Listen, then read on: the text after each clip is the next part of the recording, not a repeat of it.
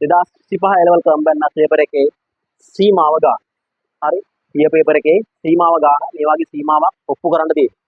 සීමාව x ආසන්නයි බිඳුවේදී tan x වෙන sin x බෙදීම x වතාවක් මෙන්න මේ ප්‍රකාශයේ උත්තරේ භාගය කියලා අරන් පෙන්නන්න තියෙනවා. හරිද? මුලින්ම මොකද බලමු කොහොමද x සමාන බිඳුව ආයත කළා. බිඳුව දාපු ගමන් හරේ බිඳුවක් එනවා මෙතන. tan බිඳුව බිඳුව sin බිඳුව බිඳුව බිඳුව බෙදීම බිඳුව කියන්නේ අනිර්ණ ආකාරය. ඒක ගණිතය අර්ධයක් වෙන්නේ නැහැ. එහෙනම් අපිට වෙන පැත්තකට ගාන යන්න වෙනවා. එහෙනම් පේනවා මේක දැක්ක ගමන් අනිවාර්යයෙන්ම මෙතන ප්‍රතිබද්ධයක් තියෙනවා. ප්‍රතිබද්ධයෙන් ගුණ කරාට පස්සේ මොකක් හරි දෙයක් වෙයි.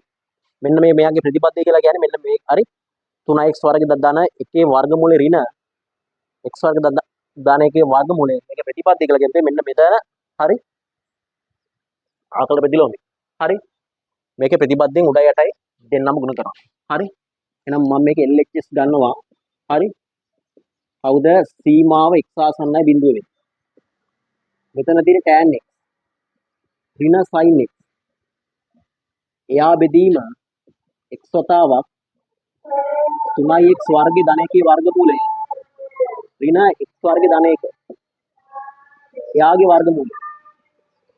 පුතේ මේක උඩ යටයි දෙන්නම ගුණ කරන්න දැන් එයාගේ ප්‍රතිපදේ. කාගෙන්ද 3x වර්ගයේ ධන එක. මෙතන ධන x වර්ගයේ ධන එකේ වර්ගමූලය. ඕකේ උඩ යටයි දෙන්නම ගුණ කරනවා.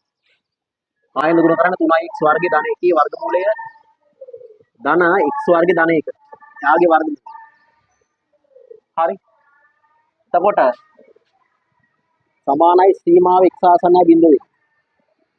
right ඉතින් මෙතන tan x ලියනවා sin x බෙදීම cos x කියලා. තිබ්බා sin x. හරිද? ඊට පස්සේ වරහණ උඩට අලුතෙන් ආවා 3x වර්ගයේ ධන එක. එයාගේ වර්ගමූලය ධන x වර්ගයේ ධන එක එයාගේ වර්ගමූලය. එයා බෙදීම x වතාවක් මේක පුතේ වර්ග දෙක අන්තරය රිවර්ස් එකට ලිව්වොත් එහෙම මේ වර්ගමූලය අයින් වෙනවා. එතන මොකක්ද දෙන්නේ? 3x වර්ගයේ ධන 1 ඍණ මෙතන මොකක්ද දෙන්නේ පුතේ x වර්ගයේ ධන 1. හරි. උඩින් පුතේ මම sin x එකක් ගන්න අපිට. හරි. සීමාව x ආසන්නයි බිඳුවේදී sin x එකක් ගන්න අපිට. එතන මෙතන ඉන්නේ 1 යට cos x ඍණ 1යි කිය. මෙතන එනවා 3x වර්ගය ධන 1 වර්ගමූලය ධන x වර්ගයේ ධන 1. එයාගේ වර්ගමූලය. එයා බෙදීම පුතේ x වතාවක් හරි x වතාවක් මෙතන අඩු වුණොත් එහෙම x වර්ගය හරි ධන 1 ඍණ 1 කැපිලා යනවා. මෙතන පුතේ තව 2x වර්ගයක් එනවා. හරි 2x වර්ගයක් එනවා. ඊට පස්සේ මෙහෙම දෙයක් කරනවා. right මෙතන පොදු හරයක් කරන් සුළු කරන්න පුළුවන්. සීමාව x ආසන්නයි බිඳුවේ. මේක ලැබුතේ sin x බෙදීම x කියලා. හරි මේක ලියනවා 1 ඍණ cos x. ඒක බෙදීම cos x. ඒකට යටින් තව 2x වර්ගයක් තියෙනවා. හරිද?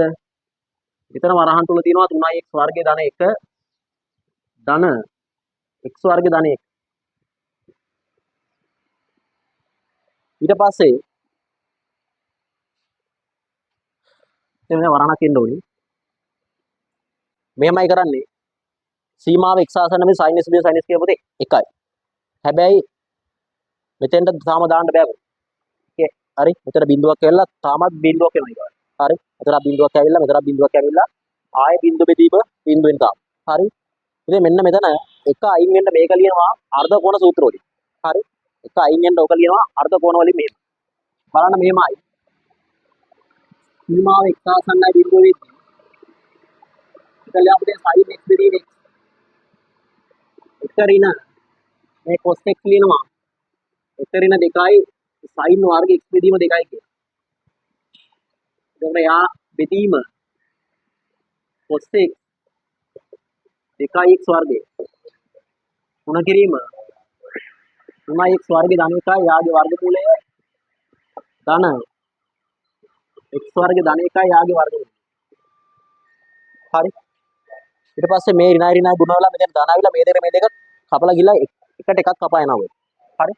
ඒතර මේක මෙහෙම හරි ගස්සනවා සීමාව x ආසන්නයි බිඳුවේ sin x බෙදීමේ ඉතින් මෙන්න මෙතන මේකට මේ ධන ඍණ කැපිලා ගියා හරි මේ ධන එක ඍණ එකයි කැපිලා ගියා මෙතන ඍණ එක දාන වුණාම ඊට පස්සේ මේ දෙකට මේ දෙක කැපෙනවා ඊට පස්සේ මේක ලියනවා මම sin x බෙදීම දෙකේ වර්ගය යට තියෙන පුතේ x වර්ගය හරි ආයෙ තව මෙතන තිබ්බා මේ දෙක මේ දෙක කැපිලා ගියා cos x එකක් තියෙනවා එයා ගුණ කිරීම 3x වර්ගය ධන 1 ධන x වර්ගය ධන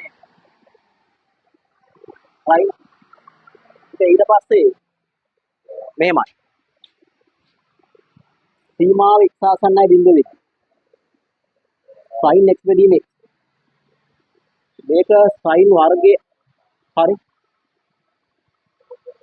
sin x බෙදීම 2යි ඉතින් මෙතනක් දානවා x බෙදීම 2යි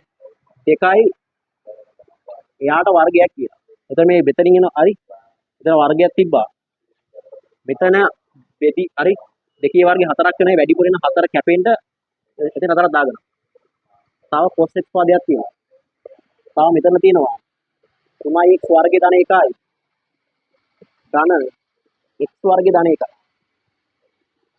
right ඊට පස්සේ තමයි මේ වගේ ලස්සන නිර්මාණයක් කරනවා මේක මෙහෙම කඩලා ලියනවා සීමාව x ආසන්නයි බිඳුවේදී sin x බෙදීම x පස් සීමාව x ආසන්නයි බිඳුවේදී මේක ලියමු තේ sin x බෙදීම 2 ඒක බෙදීම x බෙදීම 2යි සම්පූර්ණ පදයේ වර්ගය කියලා හරි එතකොට සීමාව x ආසන්නයි බිඳුවේදී මේක ලියනවා 3x වර්ගය ධන 1යි ධන x වර්ගය ධන 1යි එයාගේ වර්ගමූලය සමස්ත පදයේ බෙදීම 4යි cos x කියලා.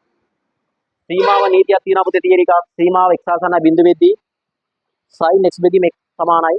එතකොට අපිට x බෙදීම 2 බෙදීම x බෙදීම 2 කියන්නේ 1යි. එතකොට එකේ වර්ගය 1යි. හරි. එහෙනම් අර්ථ දැක්කීම පුතේ මෙතෙන් 1යි, මෙතන එකේ වර්ගයයි. මෙතන බිඳුව ආයස කරොත් මොකක්ද දෙන්න බලන්නකො. බිඳුව ආයස කරොත් පුතේ මෙතන බිඳුව එනවා එකේ වර්ගමූල 1යි. මෙතන බිඳුව වෙලා මෙතන එකේ වර්ගමූල 1යි 1යි 2යි කියලා එන්න උඩ. හරි. මෙතන 2 යට 4යි cos x වල බිඳුව ආස් කරා. එතකොට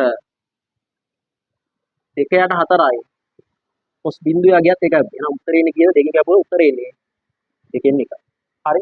එහෙනම් ඔන්න අපි සාධනය කළා. හරි. ලස්සන සීමාව ගානක්. ඕක තමයි 2025 A level combined maths paper එකේ අපි සීමාව ගානක්.